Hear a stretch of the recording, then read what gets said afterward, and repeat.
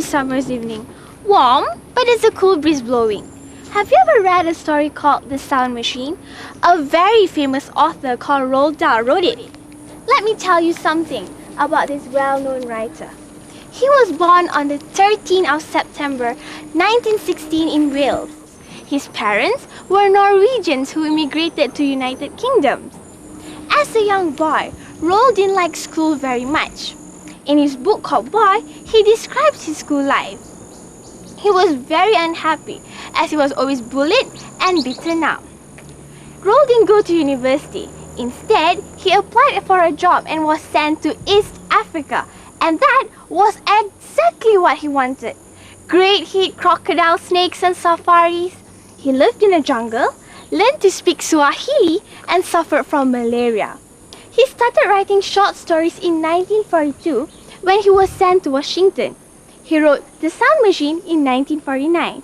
His stories have been translated into 34 different languages and have been bestsellers all over the world. His stories are mostly about fantasy and imagination. They are sometimes cruel, but never without humor. In most of his stories, his characters are not what they appear to be. He died on the 23rd of November 1990 at the age of 74 in Oxfordshire, England.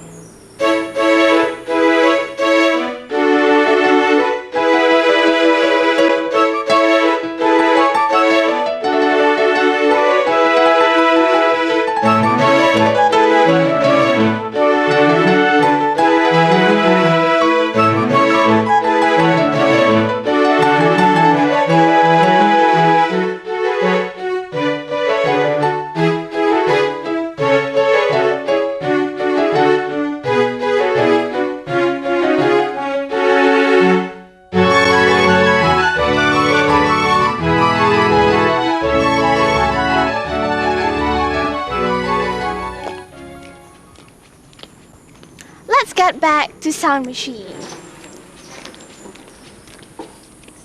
It's about a man called Klausner who is obsessed with sound. He has a theory that there are many sounds in the world that the human ear is unable to hear because of their high frequencies. I'll tell you more about Klausner as we go along, okay? Oops, I think I see him coming up the path now. Oh, by the way, as you watch Klausner in action, try and figure out what kind of a person he is, his character. Okay, bye!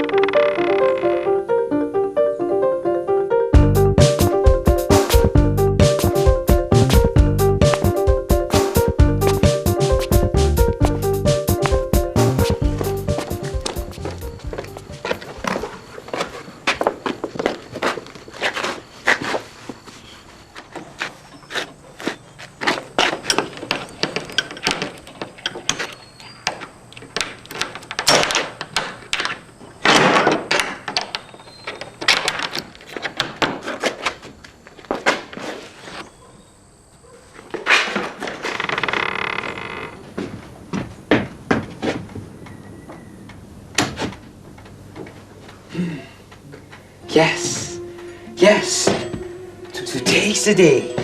Today, I will succeed. Today's my day.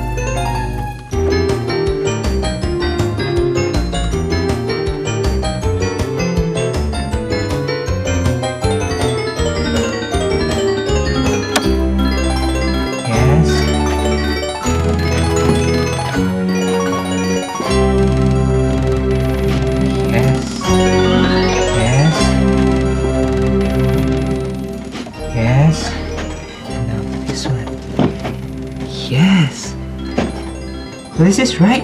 What's my diagram? Ah, yes. Yes, that's right. Good. Good. Yes.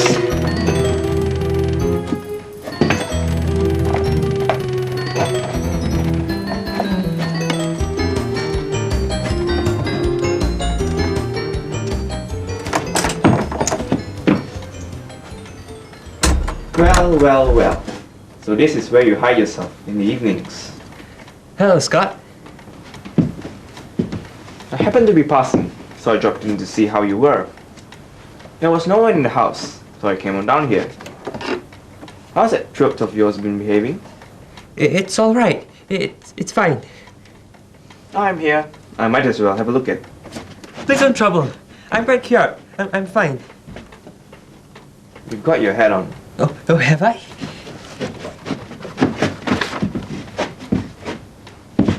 What is this? Making a radio? No. Yeah, just fooling around. It's got rather complicated looking innards. Yes. What is it? It's rather frightening looking thing, isn't it? It's just an idea. Yes? It has to do with sounds, that's all. Good heavens, man. Don't you get enough of that sort of thing all day in your work? I like sound. So it seems. Well, I won't disturb you. Glad your throat's not worrying you anymore.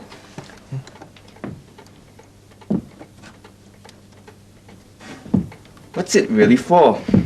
You made me inquisitive. All right. I'll tell you if you're interested.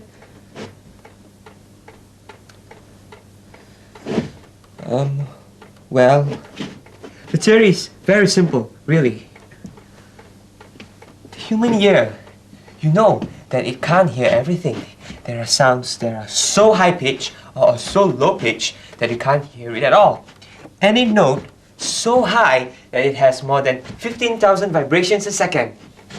We cannot hear it. Dogs have better ears than us. You know, you can always buy a whistle with a note so high pitched that you can't hear it at all. But a dog can hear it. Yes, I've seen one. Of course you have. And up the scale, higher than the note of that whistle, there is another note. Vibration if you like, but I prefer to think of it as a note. You can't hear that one either. And above that, there is another and another note right up the scale, forever and ever and ever. An endless succession of notes, an infinity of notes. There is a note, if only our ears could hear it. So high that it vibrates 1,000,000 times a second, and another 1,000,000 times as high as that. Going on, higher and higher as far as numbers goes, which is infinity, eternity, beyond the stars. There may be anything. For all we know, there may. Yes, but it's not very probable. Why not? Why not?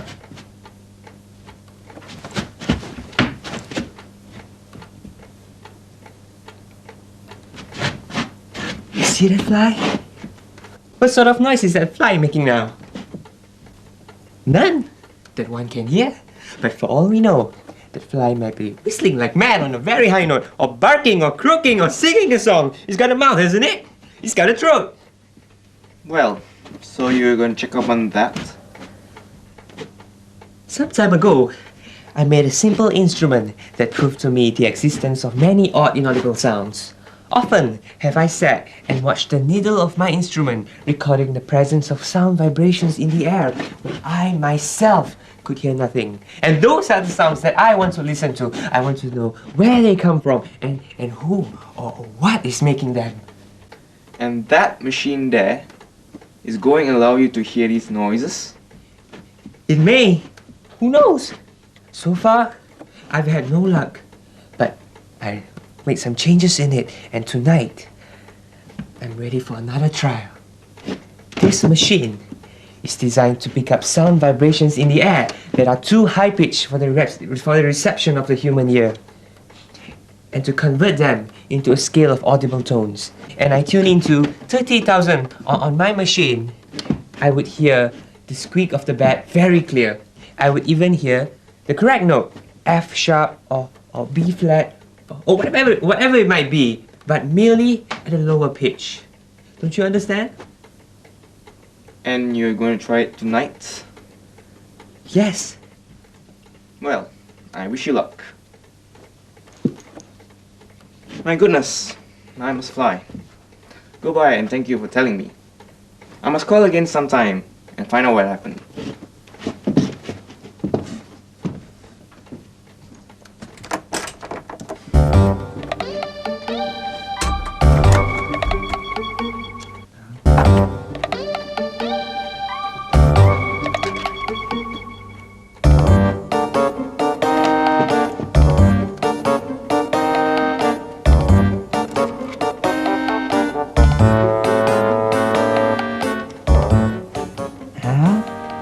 We'll try again. We'll bring it up to the garden, and then perhaps, the reception will be better.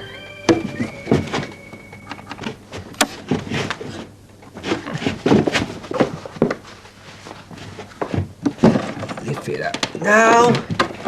Carefully.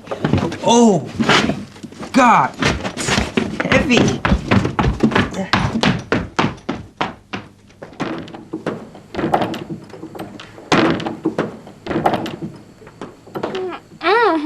That sounds like Klausner trying to get out. Silly man. Perhaps he should put his machine down, open the door, lift the machine up again and walk out instead of trying to walk through it.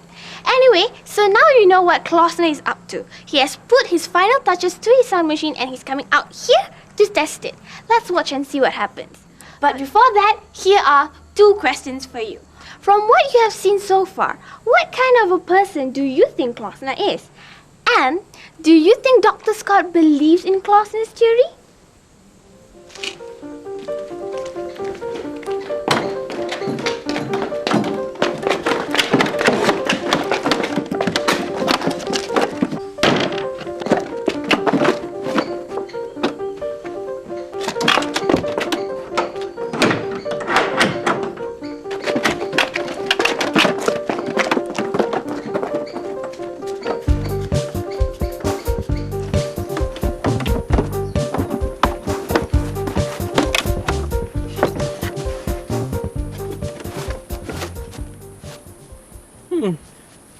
Where are they? I'm sure I had them with me. Oh, silly me.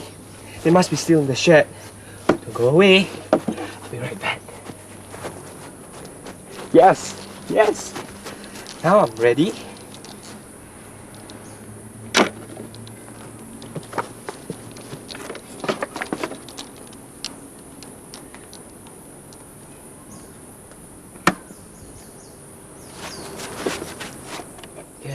Yes, that's my boy. Oh, sure that. Yes, sure this time.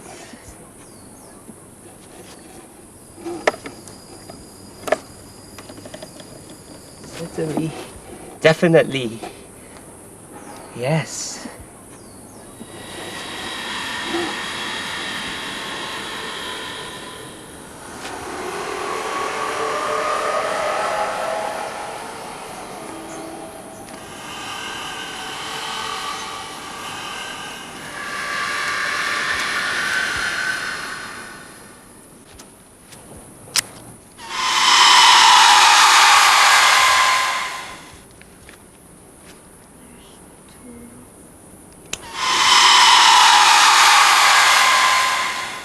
Mrs. Saunders! Mrs. Saunders! Yes, Mr. Closer, can I help you? Cut another one, please. Cut another one, quickly. Why, Mr. Closer, what's the matter? Please do as I ask. Cut just one more rose. Certainly, Mr. Closer, if you like.